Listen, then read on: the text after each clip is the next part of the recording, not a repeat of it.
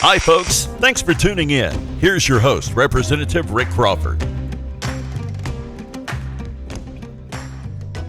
Hey, folks. Thanks for joining us again for Tune In. I'm Rick Crawford. A couple of important issues to throw at you this week: Planned Parenthood and Clean Line Energy. We'll talk about both of those issues right after this.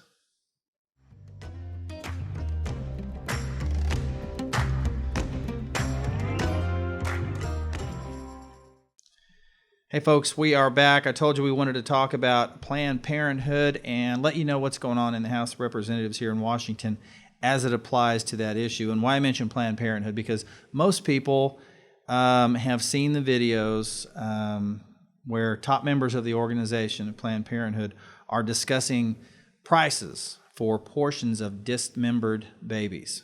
I don't know how anybody could support that, but there are a number of groups out there that are actually supporting Planned Parenthood, claiming that the clinics are necessary and that they're a vital resource for women's health, but that is simply not the case. I'm going to tell you why. Planned Parenthood doesn't offer very widespread women's health capabilities.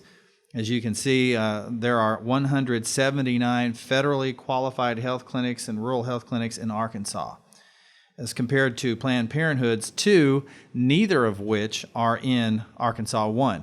So they have virtually no presence at all in our district, number 1. Number 2, the kinds of services that they provide are questionable. In fact, really what they focus on is abortion. In light of the news that broke during the summer, the U.S. House is taking some steps to make sure that doesn't happen again. I want to tell you about what those legislative actions are, including an investigation.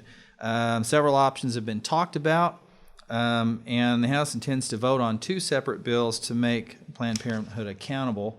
In fact, we will do this week. H.R. 3504, the Born Alive Abortion Survivors Act.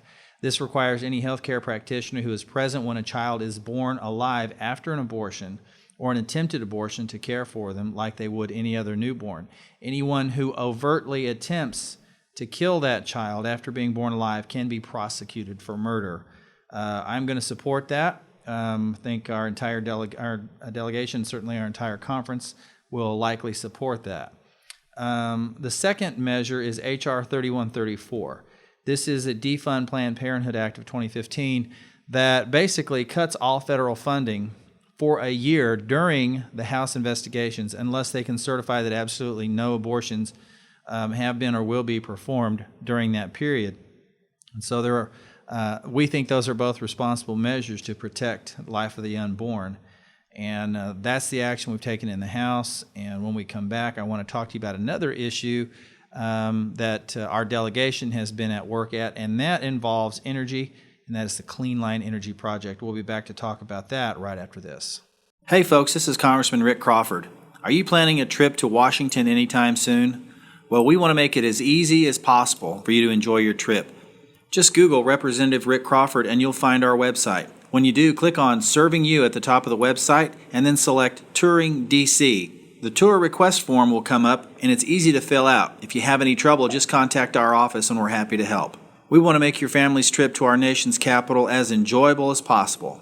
Thanks so much for visiting our website, and we look forward to seeing you very soon. And we are back. For those of you who don't know, Clean Line is a large electrical transmission line that would carry electricity all the way from Oklahoma straight through the state of Arkansas and into Tennessee. There are a number of counties in Arkansas, one that would be affected by this project. Those counties include Mississippi, Poinsett, Cross, Jackson, and Cleburne. Obviously, this affects the northern part of the state, so Arkansas 3 is affected as well, but currently the use of eminent domain is actually being considered as a means for this company that's leading the charge on Clean Line Energy to continue on with the project. What that does is that essentially takes the choice away from folks in Arkansas and takes it out of their hands. What I'm concerned about is the impact on Arkansas's environment, property values, productivity on farms, higher energy costs, etc. All those things this project could also make land leveling, irrigation, things like that considerably much more difficult as well. So what are we doing about it? Well, This project, I think they initially started with the idea that they could get it done at the state level. They didn't get the answer they wanted, so they took the approach of trying to do this through Section 1022 of the Energy Act of 2005, I believe, that basically they said they could utilize eminent domain to acquire the right-of-way. I've got a little bit of a problem with that. Again, that's taking control out of the state's hands and putting it in the federal level. Our delegation has sent a letter to the Department of Energy asking for legal reasoning behind the use of eminent domain in this process on this project.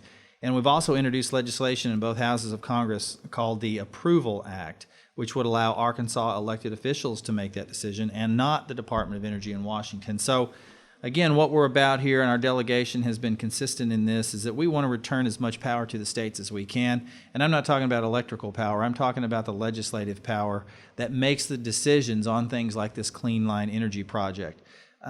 Certainly, we see that there may be some problems with how they're going about acquiring right-of-ways, and then once they acquire those right-of-ways, if they're successful, what the impact could be environmentally and commercially, agriculturally, and otherwise. So we've got some concerns. We've taken some action here to help empower the state of Arkansas.